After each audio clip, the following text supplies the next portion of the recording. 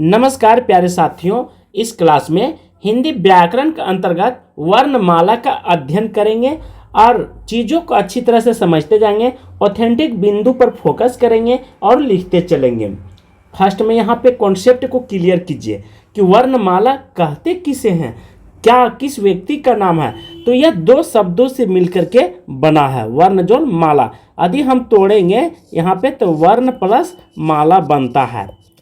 तो माला जो है यह अनेक चीज़ों को बनाई जाती है, जैसे गेंदा फूल का, गुलाब का फूल का, हीरे का, मोती का, अनेक चीज़ों को मतलब एक साथ मिला करके माला बनाई जाती है। तो यहाँ पे वर्ण लिख दिया है, तो वर्ण से जो बना हुआ, ठीक है, ये समूह को वर्णमाला बोला जाता है। जैसे वर्ण कितने होते हैं, तो यहाँ पे स्वर वर्ण और व्यंजन वर्ण दो प्रकार के वर्ण होते हैं।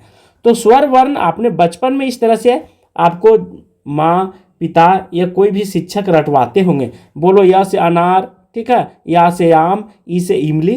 तो ये स्वर वर्ण के वर्ण अक्षर थे। दूसरा व्यंजन वर्ण, जैसे क से कबूतर, ख से खरगोश, ग से गमला, घ से घड़ी, तो ये व्यंजन वर्ण है। आप इसे क्यों दो भागों में बांटा है, तो व्याकरण शास्त्रियों ने उच्चारण की दृष्टि से दो अलग अलग समूह में रखे हैं। इसका मेन कारण है उच्चारण करने का, और कुछ और भी रीजन है, उसे भी हम आगे बताएंगे। तो स्वर वर्ण की संख्या कितना होता है, 11 होता है, जिनमें से या, ई, बड़ी ऊ, री, ए, या, ओ, या, अंग, य। ये समझिए तो वर्णमाला का प्रमुख स्तंभ है। इस स्तंभ के बिना आपका कोई भी हिंदी ग्रामर जैसे कॉन्सेप्ट कभी भी क्लियर नहीं हो सकती है। यहीं से आपको क्लियर करके जाना है, तभी आप कुछ भी पढ़ेंगे तो समझ में आएगी, अन्यथा नहीं। व्यंजन वर्ण क, ख, ग, घ, अंग, च, छ, ज, झ, इञ, ये सब पंचमा अक्षर कहलाते हैं, क्योंकि ग्रुप में 1, 2, 3, 4, 5 में रहने के कारण इसे पंचमा अक्षर का नाम दिया गया है। इस बात को आपको ध्यान रखना है, बाद में फिर आप समझेंगे कि पंचमा अक्षर क्या है। तो इन चीज़ों को आपको बारीकी पूर्ण तरीके से समझते जाना है। उसके बाद देखिए च, छ, ज, झ, ट, ठ, ड, ढ, त, थ, द, ध, दंत, न, प, फ, ब, भ, म, अंतरस्या, र, ल, व और तालब सा। तो तालब सा इसीलिए इसका नाम रखा क्योंकि तालुस उच्चारण होने के कारण से तालब से बोला जाता है। दन सा, ठीक है, ह, छुई, छ, त्र, आज्ञा, और एक होता है मूर्धन सा। तो मूर्धन सा को भी हम आगे देखते चलेंगे और अच्छी तरह से आप समझते चलेंगे। सेकंड है मानक में हिंदी वर्णमाला की संख्या, ठीक है, स्वर और व्यंजन मिला करके टोटल कितने हो जाते हैं, तो 52 हो जाते हैं। यह वेरी वेरी इंपॉर्टेंट है, ठीक है। एसएससी हो, जीडी हो, रेलवे हो, हर परीक्षा में यहाँ एक प्रश्न क्या 5 प्रश्न निश्चित ही पूछे जाते हैं। स्वर वर्ण अभी हमने बताया था 11 होती इनकी संख्या। अब ध्वनि किसे कहते हैं, इसे प्रमुखता से हम समझेंगे कि ध्वनि शब्दों की आधारशिला है, जिसके बिना शब्द की कल्पना नहीं की जा सकती है। या, छोटी, बड़ी आदि जब मनुष्य के वाग्दंडियों द्वारा व्यक्त होते हैं तब ये ध्वनियाँ कहलाते हैं। वाग्दंडी किसे कहा जाता है, जैसे हमारे जीभ में क्या है, अलग अलग प्रकार की नस है। जैसे कुछ भी आप बोलिए, आप देखे होंगे कि हारमोनियम जब बजाता है या गिटार में, तो उसमें 7 तरह के तार लगे हुए और बहुत सारे बटन होते हैं, तो हर बटन से अलग अलग सुर निकलते हैं। ठीक उसी प्रकार हमारे जीवा जब इधर उधर भटकता है और नाचता है, तो स्वर भी अलग अलग तरह के निकलते हैं, जैसे सा, रे, गा, मा, पा, धा, नी, सा। तो ये 7 स्वर हैं सुरों के, ठीक है। तो इसी 7 स्वर से पूरा गीत का जो है वो पूरा विस्तार होती है। तो आप अभ्यास करके देखिए, तो जीव के बिना आप कभी भी कल्पना नहीं कर सकते हैं। तो ये कहलाते हैं वर्ण। वर्ण उस मूलध्वनि के कहते हैं जिसका खंड या टुकड़ा नहीं किया जाता है, उसे वर्ण कहा जाता है। स्वर वर्ण तो जान रहे हैं कि स्वर वर्ण किसे कहते हैं। उसके बाद मात्रा, इसका मात्रा जो होता है कुछ नहीं होता है, ठीक है, कभी भी पूछे इसका कुछ नहीं होता। इसका जो होता है एक खड़ी पा होती है और छोटी के इस तरह की मात्रा होती है। ये मात्रा आपको भूलना नहीं है, ठीक है। यदि मात्रा की संख्या बताएगा, पूछेगा आपसे, तो 10 लगाएंगे, क्लियर। इतने ही मात्रा होते, इसका होता ही नहीं। तो 11 टोटल थे, 1, 2, 3, 4, 5, 6, 7, 8, 9, 10। तो इसका होता नहीं, इसीलिए हमने 10 बताया। यदि आप PDF के लिए संपर्क करना चाहते हैं, इस नंबर पे आप संपर्क कर सकते हैं। नेट, JRF, सब PGT, TGT, सब झारखंड, BTET, JPSC सही परीक्षाओं के लिए अति महत्वपूर्ण है। ठीक है, अब यहाँ पे दो प्रश्न आते हैं। मात्रा के आधार पर स्वर के दो भेद बताए गए हैं, हास्य स्वर और गुरु स्वर। तो यहाँ पे हास्य स्वर को भी दो नाम दिया गया है। हास्य स्वर का पहला क्या है? हास्य स्वर तो बोलते ही हैं, इसको लघु स्वर के रूप में भी इसे जाना जाता है, और दीर्घ को गुरु स्वर। इसीलिए जब आप रस छंद पढ़ेंगे, वहाँ जब गिनने की काउंटिंग करने की बारी आती है तो वहाँ गुरु का नाम लेते हैं, वहाँ दीर्घ को ही गुरु नाम दे दिया गया। इसकी संख्या 7 होती है। जैसे या, ई, उ, री, ये हो गया 4। अब देखिए सातों को आपको याद रखना है। ठीक है, या, बड़ी, उ, ये, या, ओ, या, अर्थात जुड़वा भाई या जुड़वा भाई यहाँ पे हो जाएंगे, और जुड़वा भाई, ये दोनों जुड़वा भाई हो जाएंगे, ये और या, वो और आओ। उसके बाद या, ई और उ, ये 3 चीज का केवल आपको ध्यान रखना है। तो इसे लघु स्वर बोला जाता है। जहाँ ये सब आएंगे वहाँ पे 1 मात्रा गिनी जाती है, और यहाँ पे जहाँ पे आ जाएंगे यहाँ पे 2 मात्रा। तो 2 मात्रा का साइन इस तरह से होती है, यह बात आप ध्यान रखेंगे। द्विमात्रिक इसीलिए नाम इसे दिया गया है। और दूसरी बात है, मात्रा उच्चारण काल आधार पर द्विमात्रिक कहा गया है और इसे एक मात्रिक कहा गया। उच्चारण के हिंदी स्वरों का वर्गीकरण उच्चारण की दृष्टि से अग्रभाग। अग्रभाग क्या होता है? जिन स्वरों के उच्चारण में जीभ का अगला भाग ऊपर नीचे उठता है उसे अग्र स्वर कहते हैं। जैसे ई, बड़ी, ये, या और री, ये हो गए 5। ठीक है, जैसे आपका मुंह आप देख रहे हैं कि आपका मुंह इस तरह से बनी हुई बनावटी है ऐसे। ठीक है, और यहाँ पे क्या है, आगे तरफ जिह्वा रहता है, तो ये जिह्वा का अगला हिस्सा, ये हिस्सा, ठीक है, ये अग्र हिस्सा कहलाता है, अर्थात अग्रभाग। अग्र मतलब आगे। तो यहाँ से 5 अक्षर का उच्चारण होते हैं। कौन कौन? ई, बड़ी, ये, या और री, अर्थात जुड़वा। दोनों क्या है? जुड़वा, संगे संगे जाने वाला। तो ये ध्यान रखेंगे। और एक इसमें केवल अपवाद में री है। मध्य भाग, यहाँ से नंबर 2 पर उच्चारण कौन होता है? इसे मध्य, और इसे पिछला भाग बोला जाता है 3 को। तो मध्य भाग, इसके उच्चारण में जीभ का मध्य भाग थोड़ा सा ऊपर उठता है। ठीक है, क्या होता है? मध्य भाग थोड़ा सा ऊपर उठता है। तो केवल यहाँ से एक ही अक्षर उच्चारण होते हैं। कौन सा? य का। ठीक है, बाकी सब आगे से। एक होता पस्य, जो कि हमने यहाँ पे बताया हूँ नंबर 3 पे। ठीक है, ये आगे का हिस्सा 1 होगा, बीच वाला 2, और ये पीछे का 3 हो जाएगा जिह्वा का। तो जिह्वा का 3 जगह से, अर्थात पीछे के भाग से उच्चारण होता है। जिन स्वरों के उच्चारण में जीभ का पिछला भाग समान स्थिति में क्या, तो ऊपर नीचे उठता है। जैसे इन अक्षरों को उच्चारण करने समय या, उ, ओ। तो ये हो गया पस्य भाग। नेट JRF में आया हुआ क्वेश्चन है, आप इसे ध्यान रखेंगे। उसके बाद विभिन्न परीक्षाओं में किस तरह से क्वेश्चन आते हैं, किस टाइप के आते हैं, उसे भी देखेंगे। कि देखिए, सबसे पहले पूछ देगा GD में या झारखंड उत्पाद सिपाही कोई भी परीक्षा में कि हिंदी में वर्णमाला की संख्या कितना होता है। ठीक है, यहाँ पे व्यंजन दे दिया है, यहाँ गौर करेंगे। तो आपको 33 लगानी है। उसी प्रकार एक से अधिक वर्ण के मेल को क्या कहते हैं, तो आपको वहाँ अक्षर लगाना है। वहाँ शब्द भी दे देगा ऑप्शन में। ठीक है, और वर्ण दे देगा, तो आप वहाँ कंफ्यूज कर जाएंगे। वर्णमाला से स्पर्श व्यंजनों की संख्या कितना है? 25 होती है। स्पर्श व्यंजनों की संख्या पूछा है।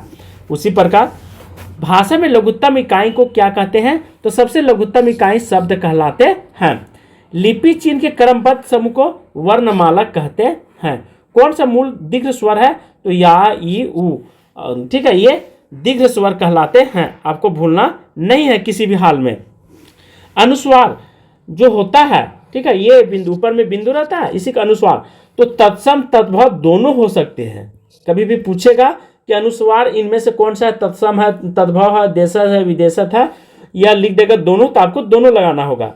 छोटी या बड़ी एवं त्र स्त्रीलिंग वर्ण के अंतर्गत आते हैं, बहुत इंपॉर्टेंट है। ठीक है, व्यंजन का वर्गीकरण।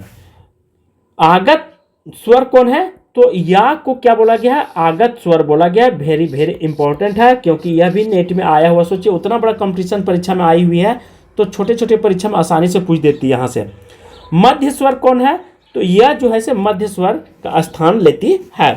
प्राण तत्व के आधार पर। प्राण तत्व, जैसे आपको चोट लग जाती है, कहते हैं कि मेरा प्राण निकल रहा है, वास्तव में प्राण निकलता नहीं है। तो इसे प्राण तत्व के आधार पर दो भागों में बांटा गया, एक अल्प प्राण और एक महाप्राण। जब आप पृथ्वी छोड़ देते तो समझिए वो महाप्राण हो गया, महानिर्माण महाप्राण। और जब पृथ्वी नहीं छोड़ते हैं, चोट लगता है, मूर्छित होते हैं, तो वो अल्प प्राण की गिनती में गिना जाएगा। ऐसे शब्द जिन अक्षर के उच्चारण करते समय मुंह से वायु या फेफड़ों से वायु कम निकलती हो, ठीक है, तो वो अल्प प्राण कहा जाएगा। ध्यान रखेंगे, अल्प मतलब कम, थोड़ा, ठीक है, इसे घटना भी कहा जाता है, इस बात को आपको भूलना नहीं है। तो इसके अंतर्गत कौन कौन वर्ग को रखा गया है, तो प्रथम, तृतीय और पंचम, ठीक है। अल्प प्राण में 135, ध्यान रखेंगे, प्रथम, तृतीय, पंचम। कैसे हिसाब रखेंगे, 135 बार माला जप करो तो अल्प प्राण से निकल जाओगे, तो 135 आप ध्यान रखेंगे। उसके बाद महाप्राण में इसमें सम संख्या ही आ जाएंगे, तो इसकी संख्या कितना होता है अल्प प्राण के, तो 19 होता है, प्लस स्वर मिला करके टोटल 31 हो जाते हैं। महाप्राण वैसे अक्षर जिनका उच्चारण करते समय वायु अधिक निकलता हो, खूब जोर से चिल्ला रहे मैया गए बप्पा गए प्राण निकल गया, ऐसे जब एक्सीडेंट हो जाता तो देखते चिल्लाता रहता है वहां पे, तो वह महाप्राण कहलाता है। इसमें सम संख्या की गिनती आएगी, 2 और 4 संख्या, अर्थात 24 घंटा में, ध्यान रखेंगे 24 घंटा में महाप्राण मतलब मर जाता है। इसकी संख्या कुल मिलाकर 14 + 1 15 हो जाती है। अब यहाँ पे कॉलम के स्थिति में हम बनाए हुए हैं, कॉलम को देख लें कि अल्प प्राण और महाप्राण, इसे रटना नहीं है, केवल ट्रिक को आपको ध्यान रखना है। अल्प प्राण में 135 और महाप्राण में 24, यह ध्यान रखना है केवल, ठीक है। उसके बाद आप अपने आप सारा कुछ बना लेंगे।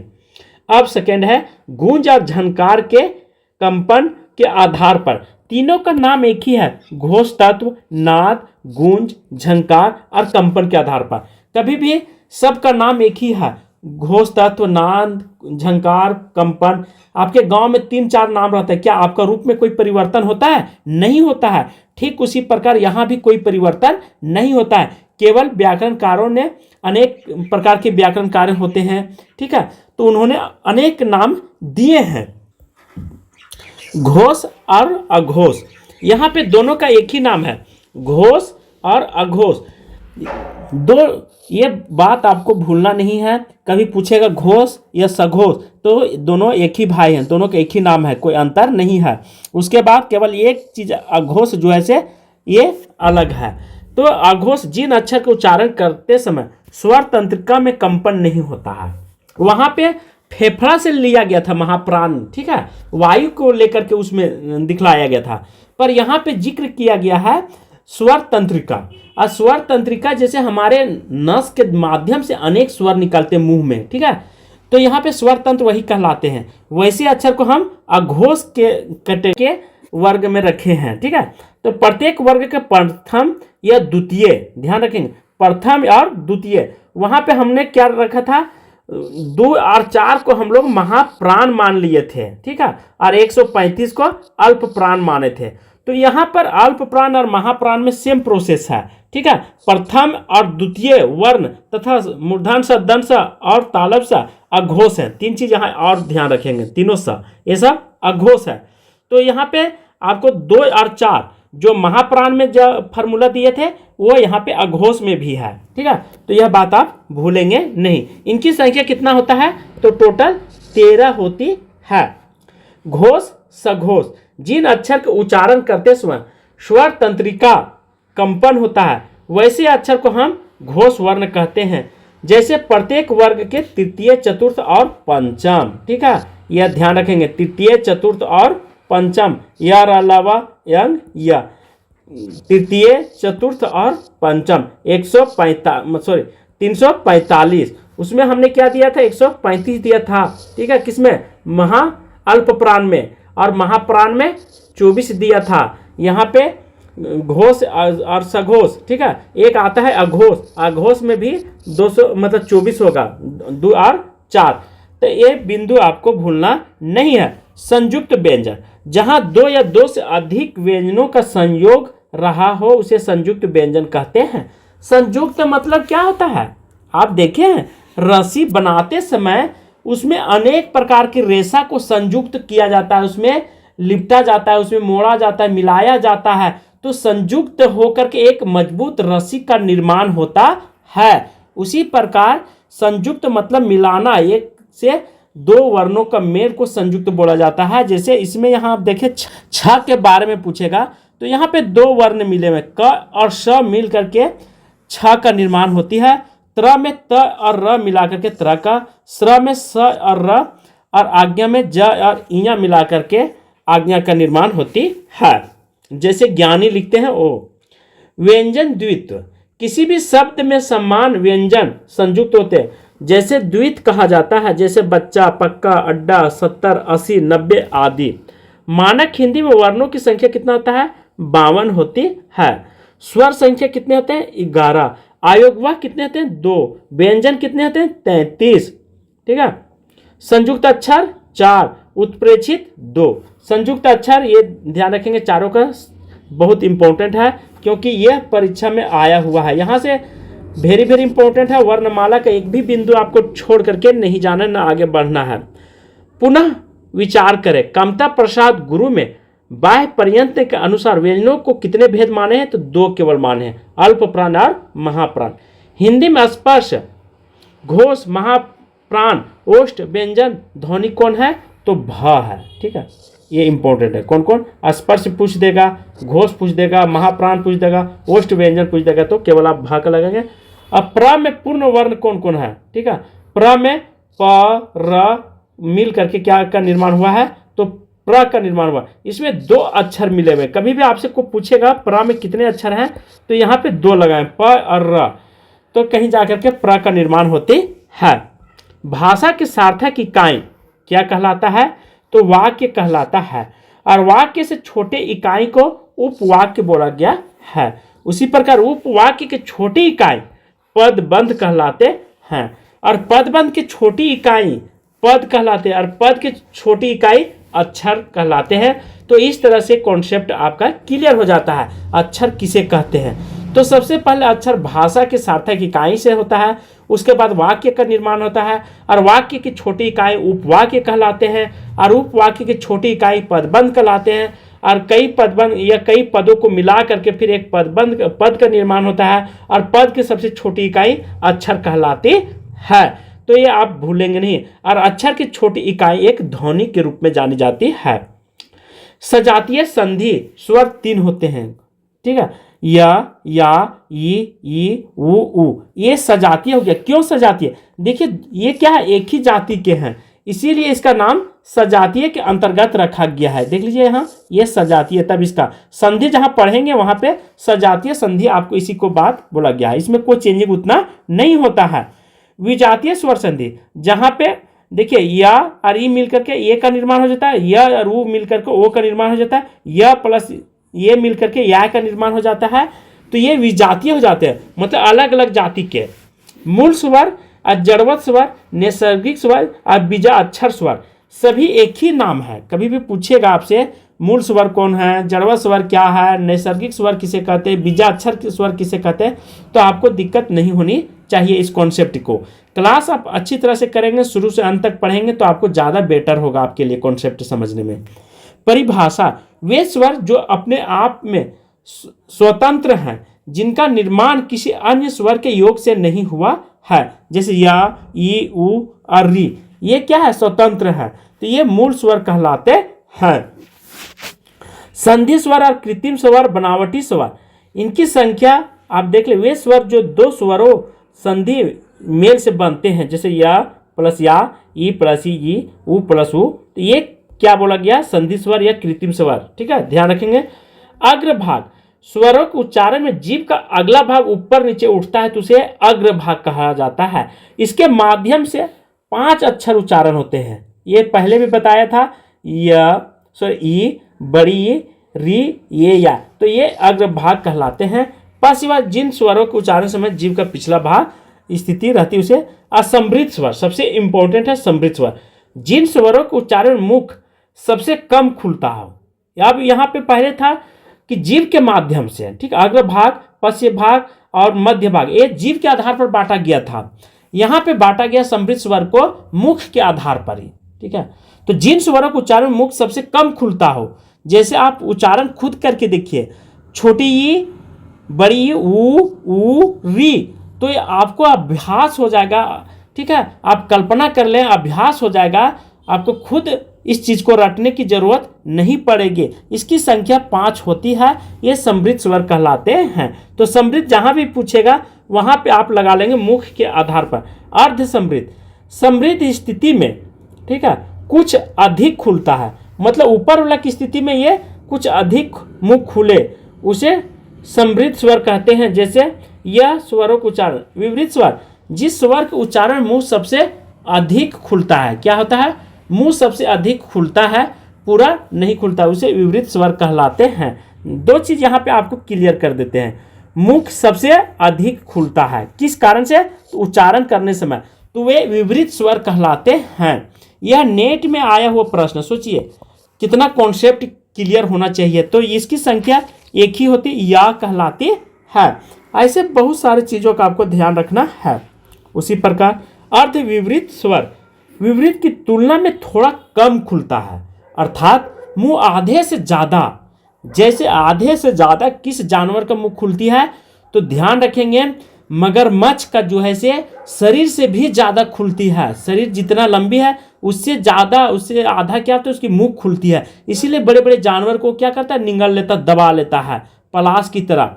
तो विवृत स्वर कहलाते हैं। इसकी संख्या 4 होती है। बहुत इंपॉर्टेंट, आप कुछ पढ़िए चाहे नहीं, तो ऑथेंटिक बिंदु को आप वर्णमाला को एक बार नहीं 5 बार पढ़िए कम से कम, तब आपका कंप्लीट हो जाएगा कॉन्सेप्ट, कहीं से एक भी क्वेश्चन नहीं छूटेगी।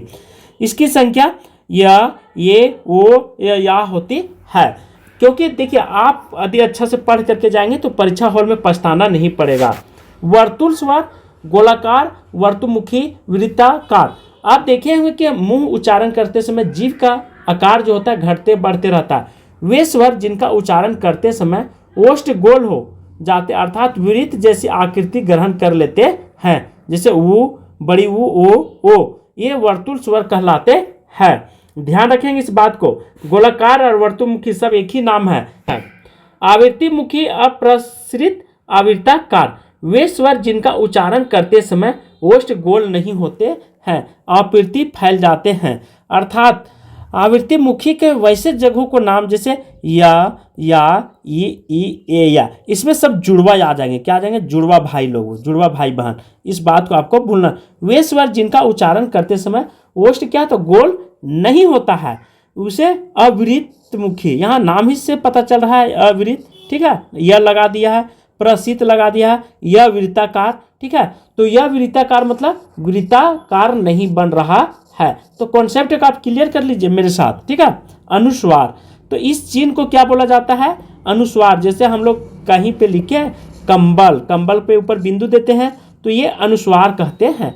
जब किसी वर्ण का उच्चारण करते समय हवा केवल नाक से निकलती है, तब उसे प्रकट करने के लिए शिरोरेखा के ऊपर बिंदु का चिन्ह लगाया जाता है, तो इसे अनुस्वार कहते हैं। जैसे बंदर, ठीक है, गंगा, संग और कंधा, ये अनुस्वार कहलाते हैं। अनुनासिक, तो अनुनासिक जब किसी वर्ण का उच्चारण करते समय हवा नाक से उच्चारण करता है, ठीक है, नाक और मुंह दोनों से निकलता है, उसे अनुनासिक कहा जाता है।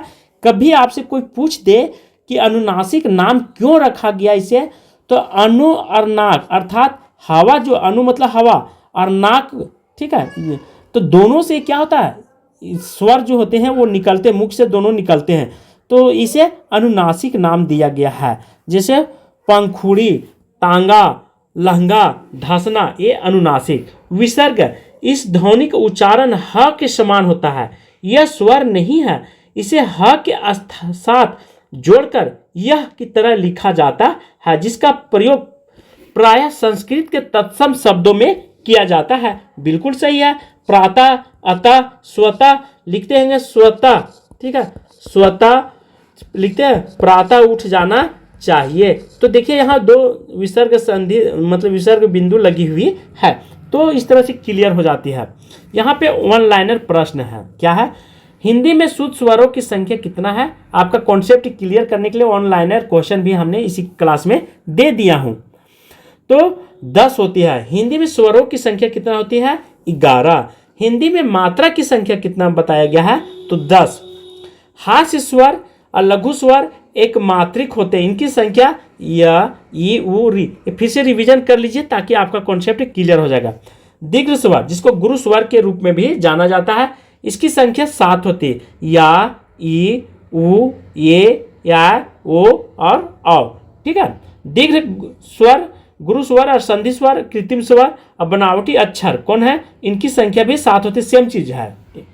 मूल स्वर अर्थात सजातीय संधि, इनकी संख्या 3 होती है। संयुक्त अक्षर स्वर या विजातीय संधि स्वर, ठीक है, ध्यान रखेंगे, ये, या, ओ, ये विजातीय संधि स्वर कहलाते हैं। गुण संधि स्वर, गुण संधि स्वर कौन है? ये है, या है। ठीक है, क्यों? क्योंकि देखिए य प्लस ई मिलकर के ए का निर्माण होता है, य प्लस ए मिलकर के ए का। वृद्धि संधि और मिश्रित संधि भी कहा जाता है। वृद्धि संधि को क्या नाम दिया गया है? तो मिश्रित संधि भी बोला गया है। इसकी संख्या कौन? 2 होते, वो और अ। इसमें य प्लस ओ मिलकर के अ का निर्माण होता है, और सेकंड में य प्लस ओ मिलकर के अ का निर्माण होता है।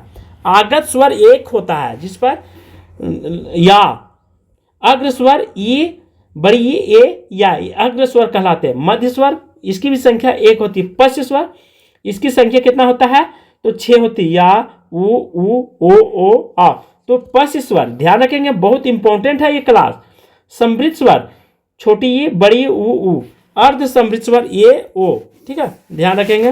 विवृत स्वर या, अर्ध विवृत स्वर या, ए, ओ।